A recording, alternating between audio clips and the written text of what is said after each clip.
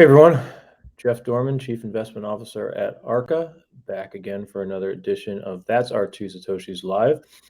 For those new here, every week we talk about the digital asset market. We've been doing it for almost 5 years now, weekly on our blog at ar.ca/blog.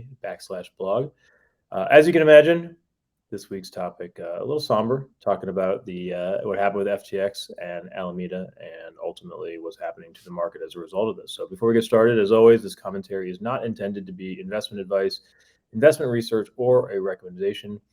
Please consult your investment professional for your own circumstances. Okay, well, before we get into what happened, it was interesting that last week. Well, let's go back 2 weeks actually. 2 weeks ago, we had the FOMC, and the FOMC rate hike came out, and Powell, in his prepared speech, basically slammed the door on a Fed pivot. Equities went straight down, interest rates went straight up, the dollar went straight up, and somehow digital assets were able to rally in the face of that. And then last week, the exact opposite happened. The CPI report came out way lower than people expected. Fed pivot got built back in. Equities rallied almost 6% on the week.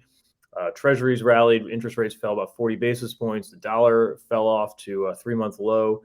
And of course, digital assets would have been up probably 20% in that environment, if not for the insanely large fraud at FTX and Alameda. So on the one hand, this is now 5 to 6 months of digital asset decoupling. On the other hand, I think it's fair to say this was not the outcome that many people had hoped for or expected, given that we're finally starting to see a little bit of a risk-on environment in the macro land. I'm not going to spend much time recapping what happened with FTX and Alameda. I think that's pretty self-explanatory, and everyone has been glued to reports as well as tweets talking about some of the things that happened in this timeline. What I will say is this is going to be one of the messiest bankruptcies in history.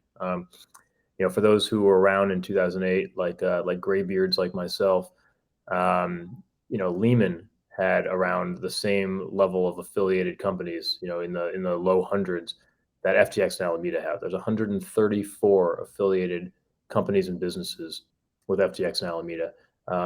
The bankruptcy docket doesn't even have a first day filing yet, which is unheard of. What happens when you have a shotgun bankruptcy like this with no preparation? This is going to be a mess, and it's not going to go away for a long time. So, for those who are affected by this, I know it hurts. It's not great. I will say that, you're having a really big dichotomy right now of people who are basically just giving up on blockchain, right? Some for good reasons, they got hurt pretty badly like by this, and they just can't take it anymore and are swearing off the industry. Others are doubling down in terms of their interest in the space, regardless of the bad players. What I would say is, myself, and I think I speak for most people at ARCA, we believe deeply in the future of blockchain, especially as it concerns with, innovations like DeFi and NFTs and the tokenization of real world assets and immutable data records. And basically, we believe that most of the world will run on blockchain at some point. It's frustrating to watch the industry continue to shoot itself in the foot when we're sitting on such a remarkable technology here that will probably shape all of finance and ownership rights one day. But that being said, I just want to reiterate that this was not a crypto or digital asset problem, right? This was bank fraud.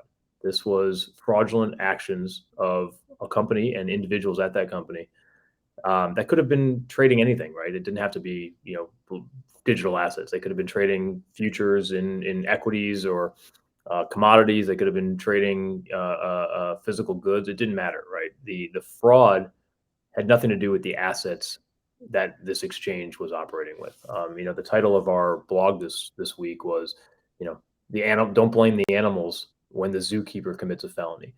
So I think it's really important that people keep a level head. Terra Luna was a blockchain problem, right? I wouldn't go so far as to call it fraud or even intent. I think Terra Luna was built with obvious flaws in it, and those flaws eventually got exposed. That was a blockchain problem, right? That was an experimental blockchain issue that didn't work. This is not a crypto problem. This is a bank problem. This is no different than MF Global. And I think the more people who understand that, the better, because clearly this industry is going to get a black eye from this, and it's probably less so deserved than other issues that we've seen in the past with blockchain related assets. So, I for one, look, I think there's a lot of both positive and negative takeaways from all of this, and I think for me personally, I feel bad that it's taking multiple failures by some of the worst human decision makers ever, um, to uncover exactly how important self custody is, um, and the willingness to use DeFi. Um, the reality is, you're reading stories now about funds and others who are getting hurt because they kept a lot of assets on FTX, independent of their own individual due diligence. It's really a lot of people in this space are stuck between a rock and a hard place, right? Because the regulators and institutional investors are demanding that fund managers uh, uh, adhere to principles and policies that the rest of the world does, because that's what fits into the workflow in the box, right? Using a third party custodian and not holding your own assets. When the reality is, um, the irony really is that the technology that we're investing in is also the best solution to eliminate all the problems that keep happening with what happens when you put your assets in the hands of someone else. Um, so that part is really frustrating. Um, but I think, this is also where the line between centralized companies using blockchain and native applications built on blockchain becomes a little blurry, right? I mean, FTX and Alameda were those were corporations, right? Those had humans making decisions that ultimately were, fraudulent and left to insolvency. Um, but they still used the blockchain, and the blockchain records themselves were flawless. And hats off to all the on-chain detectives who were able to interpret and read this data in real time and uncover some of the shenanigans. I mean, who knows how big this could have gotten if it wasn't uncovered as fast as it did. So, I think the positive here is that it's clear that we have a better system. It's just that nobody's using it for a variety of reasons, because of regulation, because of lack of education, because of existing workflows. But we know that the blockchain record is better than these opaque shadow banking um, companies that continue to sprout up and ultimately fail. So I'm going to start with the negatives, and we'll get into some of the positives. On the negatives, I think we have to acknowledge here that we're not out of the woods yet. Now that doesn't mean asset prices can't go higher, because again, you have to separate the assets from the players who are screwing up around the assets. But there's still a lot of wood to chop in terms of figuring out who else is dead out there. So in order of in my opinion, who is in the most trouble. Obviously, anyone who had assets on FTX, recovery values look like they're going to be really low. And I think, whether you're an individual or a fund with significant assets stuck there, or you're a company or a project that had some of your treasury on there, that's still going to be a big problem area. It's unlikely you're getting your assets back anytime soon. And even if you do, in what shape that looks like. And on top of that, especially for funds, let's say you had 75% of your assets on FTX. Well, most likely your LPs are going to demand that you shut down your fund and return any assets you do have, which means the other 25% of your fund that wasn't on FTX is going to get liquidated and sold.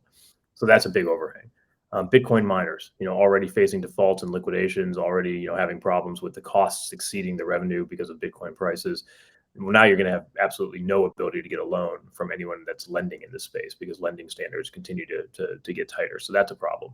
The market makers, right? By definition, market makers have assets on all these different exchanges.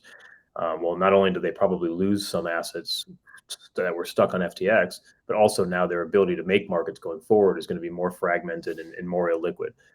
So that's going to be something to watch. And then, of course, you have the companies and projects that FTX and Alameda invested in.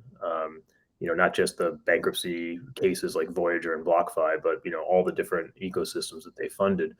A lot of them also had assets on FTX, but also used the ties to SBF and FTX and Alameda for building their businesses. A lot of that is also intertwined with the Solana community as well. So, I hope that all these companies and projects and the Solana community come out of this ahead. But I think it's, this is what happens when you tie your fate to an individual, right? The same thing happened with the Bitcoin community when they tied their fate to Elon Musk and Michael Saylor. And then when Musk turned on them, obviously there was big issues. So I'm not saying that the Solana community or any of these projects maybe voluntarily put SBF and FTX and Alameda on the cover of their story, but whether it was inadvertent or not, that's something that we have to cut through. So obviously it's not great. Obviously there's a fair amount of problem areas here, but there's a lot of positive takeaways as well. Um, I think first and foremost, DeFi once again is showing its resilience and its ability to outperform the identical businesses built by corporate and centralized companies, right? I mean, every single DeFi application has a centralized counterpart that is, performing worse or even failing completely. Even again, just like we saw with Celsius, we saw the same thing with Alameda now, where they're paying back all of their DeFi loans before they pay back anything on an exchange or with an OTC lender, because they can't just charm their way into getting better terms through a smart contract, right? The smart contract code is what it is, and that's you're going to liquidate them regardless of who they are. So that's a very positive thing, right? Bank runs require two things: they require under collateralization and lack of transparency, which is exactly what DeFi solves for. You have over collateralized loans and you have fully transparent on chain assets. So big win there. Second is I think the response. We actually mentioned this last week before all this news came out that exchanges needed to start having proof of reserves and proof of liabilities. And fortunately, you're starting to see some of that come out now in the wake of this voluntary, transparent reports from exchanges and custodians on proof of reserve. So we'll see if that continues, but it's a positive that we're starting to get some of that. And then lastly, I think the other positive is, if this was a full-fledged market meltdown like we saw in 2008, every asset would be down. But there are some pockets of strength, right? DYDX and GMX, right? The two largest decentralized futures exchanges, Uniswap. I mean, there's also a couple of non-custodial wallets like Trust Wallet. All these tokens are higher in this market, and that makes sense, right? Because that's where assets are going to move. That's where trading is going to move to. The fact that the token prices are actually higher shows you that this market really isn't dead, right? There's still investors looking to put money to work. There's still investors looking to differentiate between winners and losers, and that's pretty positive to see. So when you see, volumes on dexes were up 66% last week, and you saw, pretty big boon to overall trading volumes on both centralized and decentralized exchanges. You had things like, Tether processing $2 billion worth of redemptions. These are all good things, right? This shows that the system is still working, even though the players in the system are dying one by one. Even Ethereum itself, with all the on-chain activity that happened, Ethereum finally reached deflationary status last week, meaning the amount of burns from activity on chain exceeded the amount of inflationary rewards to stakers.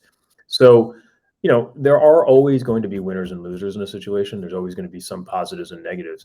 I don't think we can sugarcoat this at all, that it is bad for the industry. I'm sure most of you in the industry, like myself, were just getting phone calls and texts all weekend from people who, weren't even involved in this space. That's how far FTX and Sam Bankman-Fried, their brand, permeated the masses.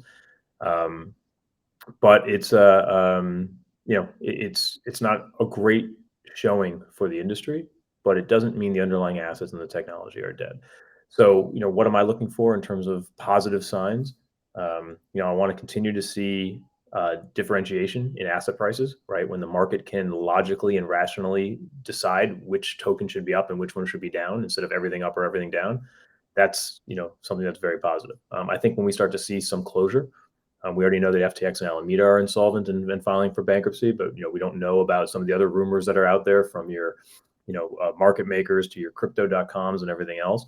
I think once you get some clarity there, that would coincide with prices stopping to go down. We saw the same thing around May and June. Once you actually saw Celsius and Voyager and Three Arrows file for bankruptcy, that was around the time prices stopped going down. So we're looking for certain signs, but it'll be interesting to see what the next few weeks bring here. So for those who want to get a little more detail of our thoughts, again, we laid it all out in our blog. You can check it out, ar.ca/blog. As always, curious other people's opinions and thoughts around this. But I'd continue, for those who do care about the success and strength of this industry, to point out the success of DeFi and to point out the separation of the assets from the players in this assets, and let's at least educate the world on what really happened, rather than just labeling crypto as bad because of a couple of bad